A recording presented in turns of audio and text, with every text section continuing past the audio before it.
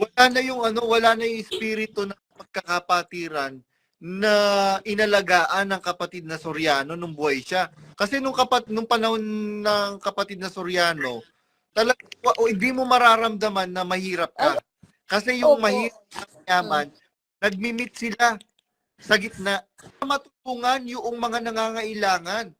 Eh bakit saan napupunta yung abuloy ng mga kapatid? Daniel, hindi ka na nga nangangaral, wala kang binabayarang ano. Ngayon sasabihin mo na wala kayong pinatigil sa mga ano, patunayan mo, Daniel Rason. Ipakita mo sa kapatiran, mag-report ka sa mga kapatid. Ito po yung mga ano, wala pong pinatigil sa mga ano, broadcast sa abroad.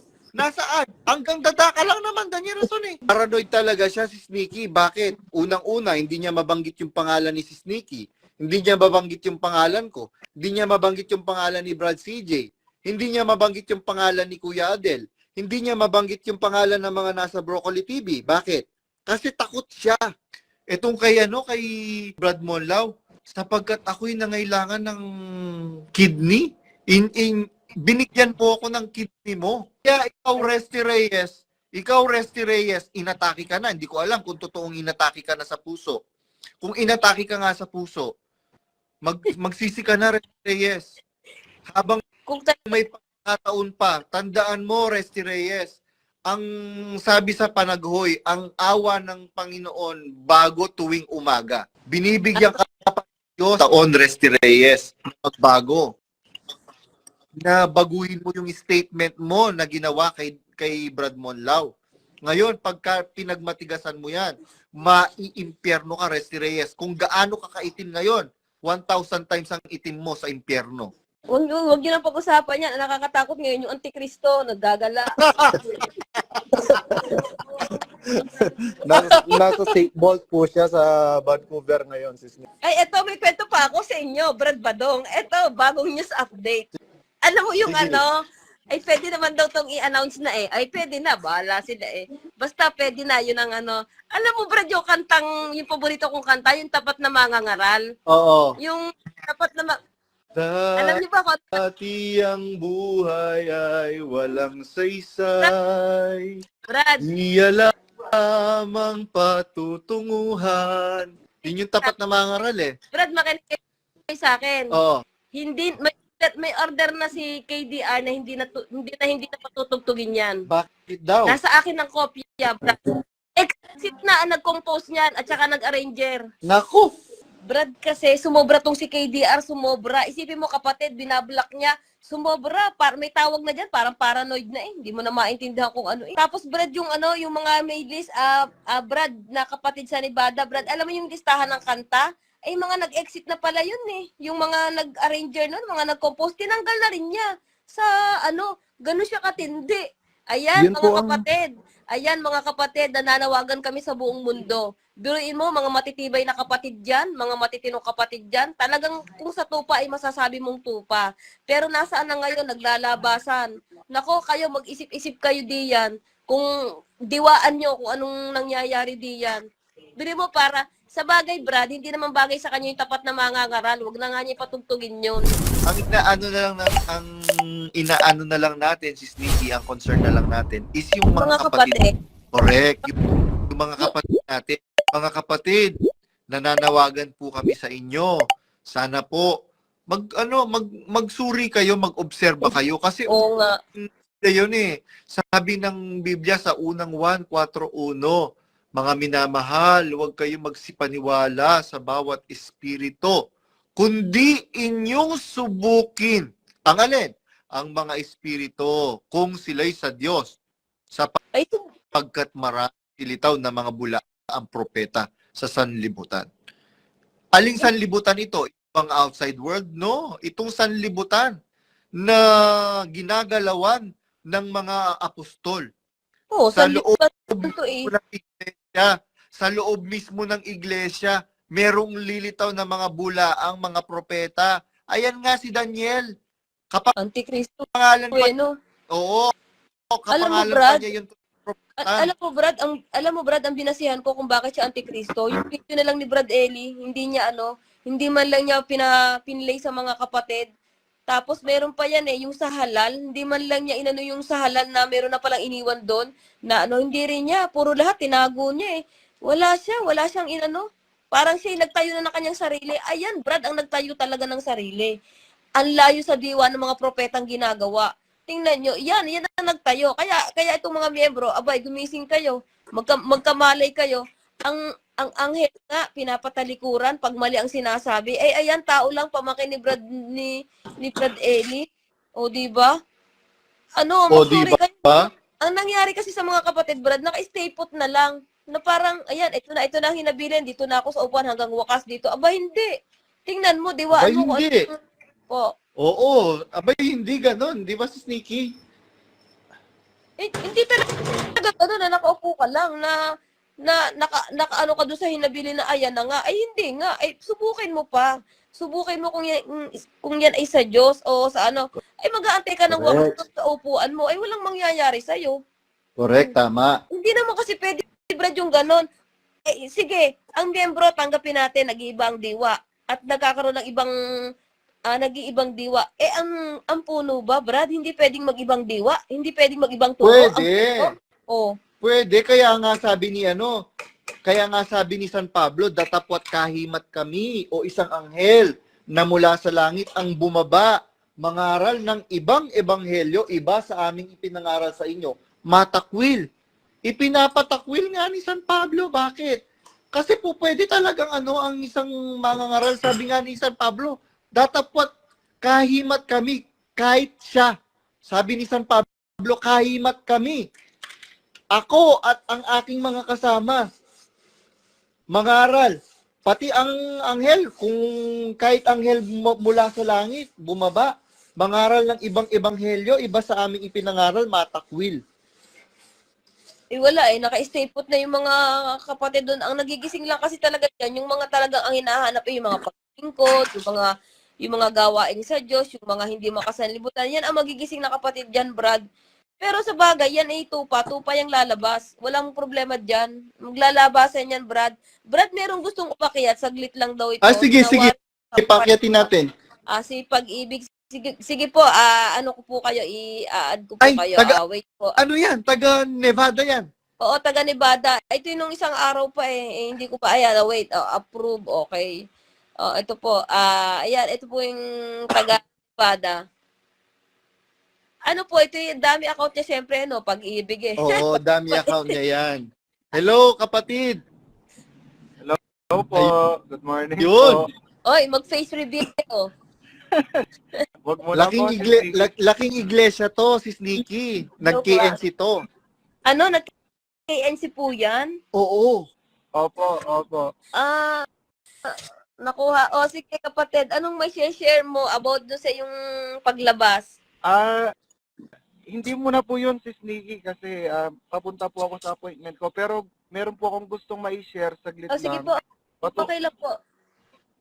Kasi po nakausap ko po yung tatay ko kanina. Opo. Active po yun Ano po siya, DRRT, parang quad, ganon, tsaka officialis po siya. Nag-update lang po siya sa akin, pero nakakakutob-kutob na rin po siya. Kutob Ngayon, din. Opo. Ngayon, sinabi po niya yung si Sneaky, Brad JR, yung Opo. mga nangyari po sa Bicol. Ay, ang dami po daw na anomalya doon sa Bicol.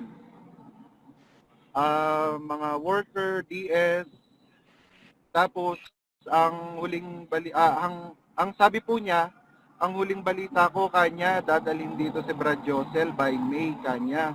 Parang siya na po yung magiging KNP po yata doon. So, sabi ko naman po sa kanya, sino kayang dadalhin na KNP dito sa amin? Sana naman wag si Brad Efren tsaka si Brad Esti. Kayo, sa tingin nyo, Brad, kung sino gusto nyo pong KNP dyan sa Nevada, sino pong gusto nyo? Si Sneaky, binanggit mo na talaga. Hindi ko nga binanggit na sana.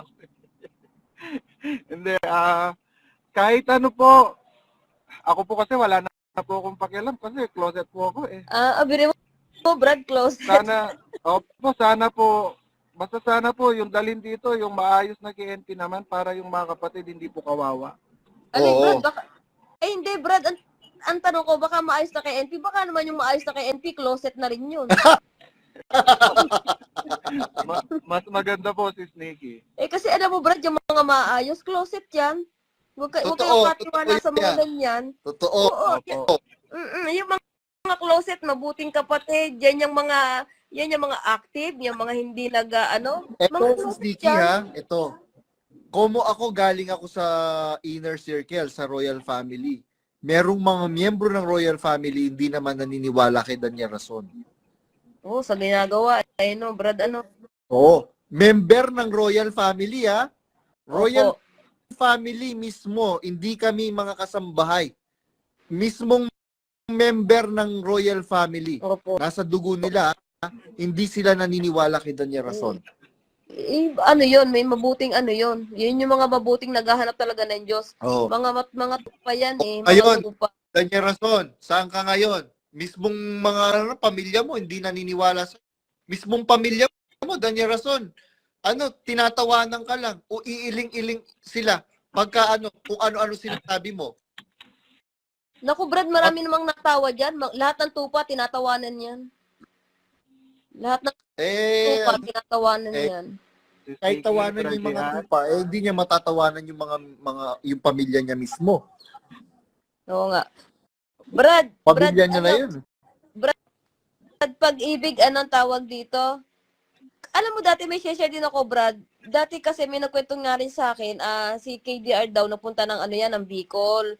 Then, nung narinig mo ako, Brad, Opo, pag-ibig, opo, dinig po. alam mo, nagpunta daw yan dati ng Bicol. So, alam mo, parang umano daw yung mga kapatid, parang, ano yung ibig sabihin sa natabangan? Parang natabangan, yung bang parang nanlamig, ganon. Kasi ang suot daw na KDR, puro may signature, basta puro may signature yung kanyang tapos ang ganda ng sakayan niya. Tapos yung mga taga Bicol na kapatid, siyempre, alam mo naman yun, mga nasa hardship na pamumuhay, hindi naman sa di ba, Brad? Opo, Nakakapunta pa siya ng ganon? opo si Sneaky speaking po. Yung mga kapatid po kasi doon, karamihan po, halos wala po dahil nga po yung po nila. Ang nangyari po ngayon dahil nabanggit po ng father ko, dahil piyesta po ng Diyos nila, kanina Opo. po daw yon. So yung mga po daw, yung mga kapatid na iba na walang-wala, nahiya pong pumunta dahil parang ang nangyari po yata is parang kung ano po yung dadalhin mo, i-share mo, ganon. Siyempre, mga kapatid po na iba, walang Oo, may nahiya, madadala. Opo. Hindi daw po pumunta, sister. Mm. Hindi po daw pumunta yung mga kapatid na walang mai-share. Bawal yun, nasa Biblia yun. Yung sinasabi ni Pablo, may ganun talata, Oo. Bibigat parang ipinapahiya nyo. Yung hapunan ng Panginoon, wala Oo. ba kayong makanan na makakainan o iniwawalang kabuluhan ninyo ang iglesia ng Diyos? Mm-mm. Opo. At saka parang pinapahiya mo ang kapatid nun yung sa mga ganung bagay. Correct. Opo. Wala na yung espiritu ng pagkakapatiran na inalagaan ng kapatid na Soriano nung buhay siya. Kasi nung panahon ng kapatid na Soriano, talaga hindi mo mararamdaman na mahirap ka. Kasi yung Opo. mahirap at yaman, nagmi-meet sila sa gitna. Wala na nga kasi Brad ng yun yung kasi Brad na tinatawag na na espiritu ba? Wala na kasi may mga tupa, mga alinlangan na nagko-closet na. Sa tingin niyo mananatili pa dun yung ng espiritu ng Diyos, ang espiritong mabuti, hindi na. Kasi ikaw na nga tupak, lahat kayo halos tupak, closet na ano mangyayari? Habang yung naglalakbay, konting lakbay pa, at matatapos ka na. Opo. At eto pa po si Sneaky, Bra JR. Opo. Dahil po yung father ko po, nasa po siya, yung kasamaan po daw niya na kwat, best friend po niya yun eh. Na-hospital po yung kapatid, 75,000 po yata yung niya, yung bill niya exactly. Ngayon po, nilapit po sa mga manggagawa sa DS. Particular po yung DS po doon na manggagawang kanin din daw po siya eh. Opo. So ngayon po, Yes. baka kilala niyo po Bra JR, dati pong advance yun eh. Security po, advance. Anong pangalan? tawag po sa kanya, Bado or tanungin ko po siya, Brad Badong. So ngayon po, yung advance po yun, baka kilala niyo po yun. Kasi Oo. nag-advance din po ako eh. Oo, kilala So, ko yun. Kasi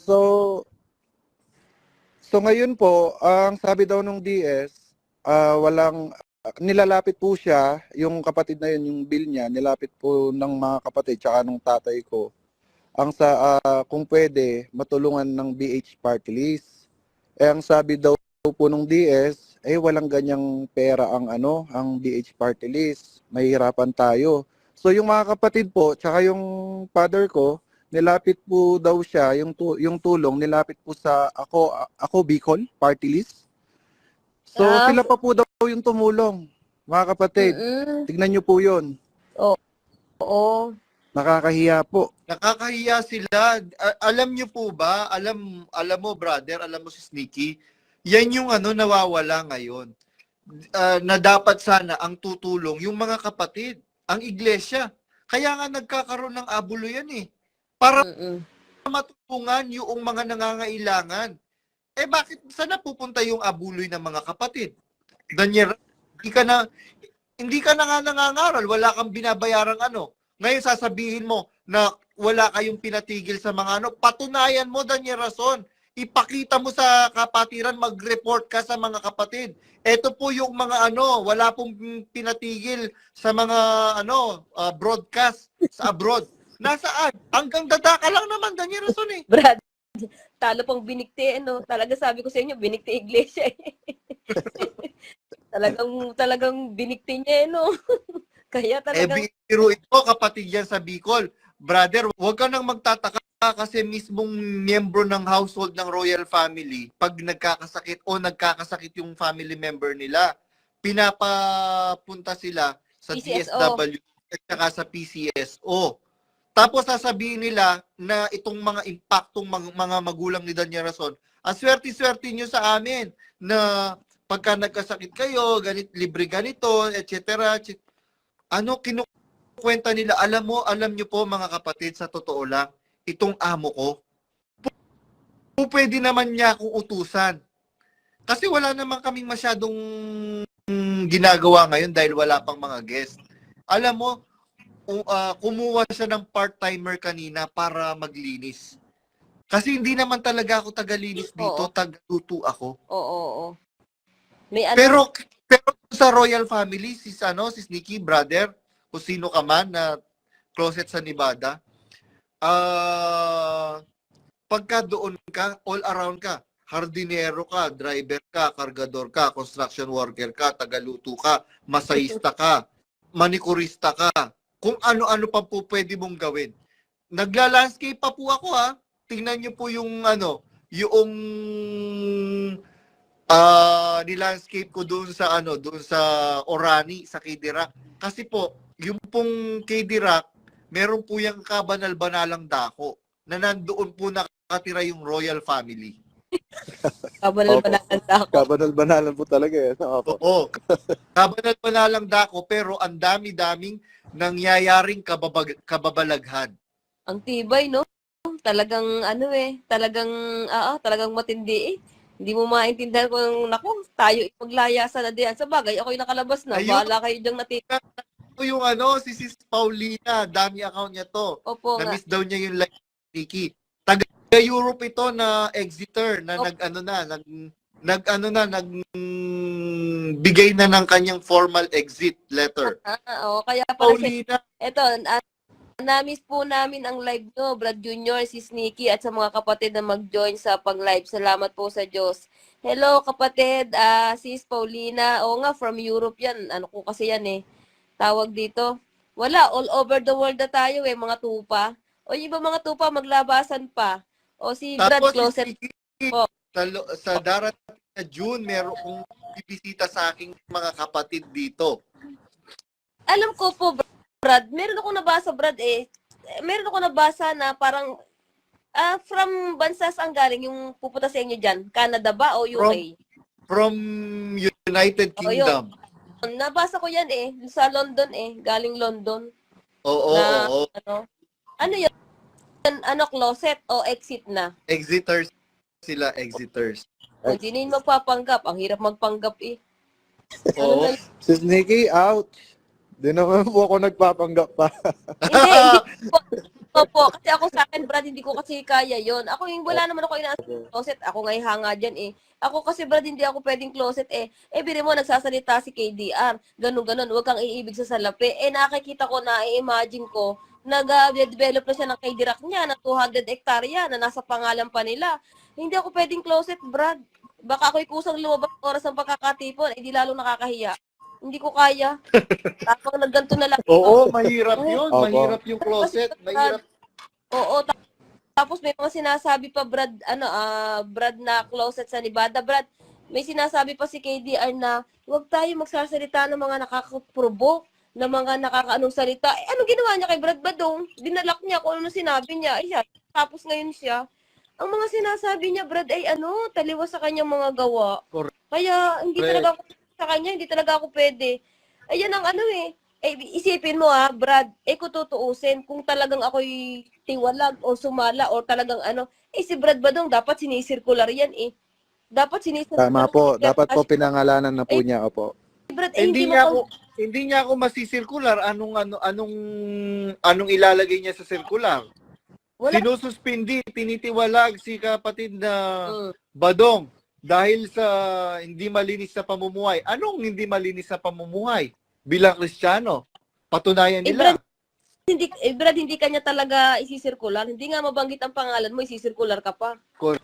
Siyempre, magtataka yung mga bakit pag sinerch nila yung Junior Badong, diyan sila matatapos. Nako. Oo, ay naku, kanina nga yung kausap kong mga kapatid, sabi ko kilala niyo ako, sabi kong ganyan, ako, panatiko talaga ako, sabi kong ganyan.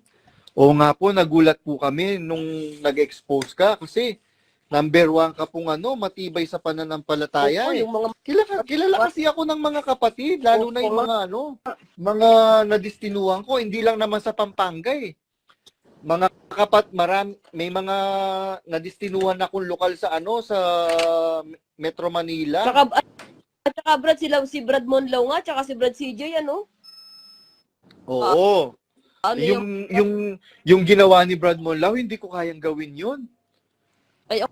Ako, Brad, alam mo, Brad, tanungin mo ako, Brad, kung kaya kong gawin yung ginawa ni Brad Monlaw. Kaya mo bang gawin yung ginawa ni Brad Monlaw, si Sneaky? Ay, hindi ko gagawin. Bakit naman? Gagawin mo, tapos sasukdo lang ganito, na paglabas mo, kung ano sasabihin sa iyo, maigi pa nga, huwag mo nang gawin yun. Mabait nga lang yan si Brad Monlaw, talagang tunay na kapatid yan. Sabi ko nga, Brad, wag na akong tingnan mo. Kung ako'y masama sa inyo, yung mga kasama kong exeter ang tingnan yung ginawa. Itong ginawa ni Brad Monlaw, hindi mawawala ang ganti sa kanya. Bakit? Sabi ng Panginoong Jesucristo, hali kayo mga pinagpala ng aking Ama, manahin ninyo ang kahariang inihanda sa inyo buhat pa ng una. Sapagkat ako'y nagutom, inyo akong pinakain.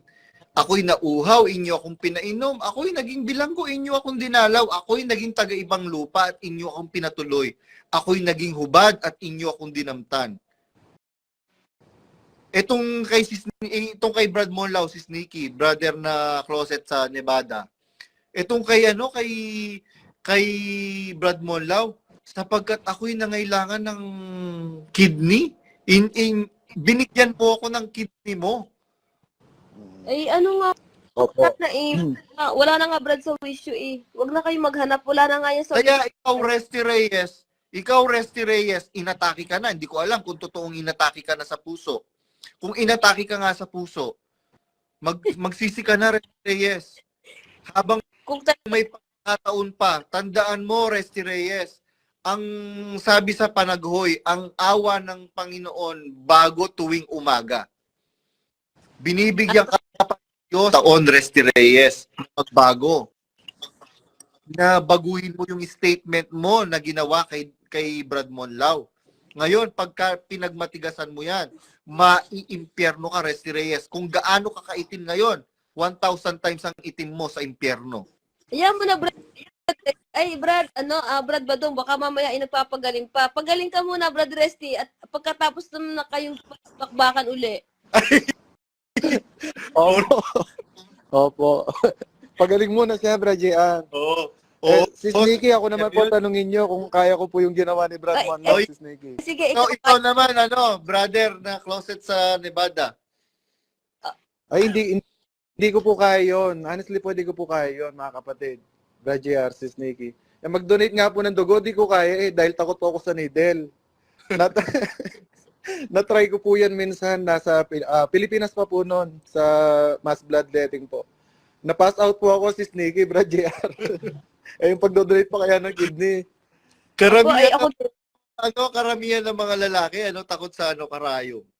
Pero alam mo, brother, mas nakakatakot yung karayom ng injection kaysa sa karayom ng pag-donate ng dugo. Nakakatakot lang siya kasi malaki. Pero hindi siya masakit.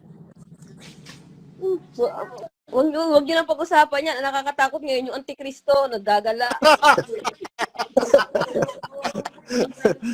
Nasa St. Bolt po siya sa Vancouver ngayon, Sis Nikki. Yun nakatakutan ko, yung mga naggagalang ganun. Oo, grabe. Oo, grabe. Talagang wala na talaga ako masabi dito sa ating mga ngaral ito, Hindi mangangaral. Si Nikki, mali ka doon. Kukorek kita ulit. Hindi natin siya mangangaral. Ang mangangaral natin si Kristo. Baka tayo pa Brad, baka tayo pa mangaral sa kanya eh. Ay, oo. Mga ngalakal po Tayo nga ang siya, mga nangangaral ngalakal. ngayon eh. Yung dapat sana'y obligasyon niya, tayo ang gumagawa. Kaya tingnan ninyo mga kapatid. Naglalayasan yung mga kapatid eh. Bakit? Wala silang makain doon sa doon sa kulungan ni Daniel Rason. Yung mga tupa, hindi sila makakain doon eh. Wala silang magagawa at yung ating taga-akay mga ngalakal. Mga ngalakal, Brad Badong. Kaya ngalakal nga po eh. ng dollars. Opo. Eto, teka, wait lang. Magbabasahin lang po ako. Ay, si Tom Gabriel Cuando, paano naman masasabi mga nag-blood mass leading tapos malalaman nila exiter? Ay, eto, may kwento pa ako sa inyo, Brad Badong. Eto, bagong news update. Alam mo yung Sige. ay pwede naman daw tong i-announce na eh. Ay pwede na, bahala sila eh. Basta pwede na, yun ang Alam mo, Brad, yung paborito kong kanta, yung Tapat na Mangangaral. Oo. Yung Tapat na Alam niyo ba kung Dati ang buhay ay walang saysay. Brad, Niya lamang patutunguhan. Yun yung tapat na mangaral eh. Brad, makinig kayo sa akin. Oo. Hindi may order na si KDR na hindi na patutugtugin yan. Bakit daw? Nasa akin ang kopya, Brad. Exit na ang nag-compose niyan at saka nag-arranger. Naku! Biruin mo, pati mga composer at arranger, nag-exit na. At saka, Brad, hindi. Meron pa sa ano ba yun, yung Story of My Fate. Tatanggalin na yung mga doon. Tatanggalin na yung mga nag-exit na rin. Yung mga... Oo. Yung po, Sis Nikki, yung kumanta ng Sayo Ama, yung kanta na yon, kumanta po ng Sis Rose, Opo. yung taga Baguio po yata. Hindi na po pinapakanta ngayon yon. Opo. Yung natanggap ko rin po yung listahan na yon. Opo. Marami pong mga kapatid na doon eh. Talagang pag kinakanta po yun, yung mga kapatid na talagang sumasampalataya sa puso nila, marami pong umiyak sa kanta na yon. Tapos ngayon papatanggal po. Alam mo yun ang gusto ko, Brad. Tignan mo itong mga kapatid, si Nikki, brother na closet sa Nevada. Tignan mo itong si Daniel Rason. Ang bobo niya, walang espiritu. Kung itong kung talagang tutugay-gaya natin, susundin natin itong ginagawa ni Daniel Rason, di sana yung sulat ni Solomon, ni Haring Solomon, pinatanggal na sa Biblia. Oo nga, kaya Bakit? nga. Napahamak si nahiwalay sa Diyos si Haring Solomon eh. Oo. Pero Sumobra, bakit nababasa pa rin natin yung kanyang mga sulat?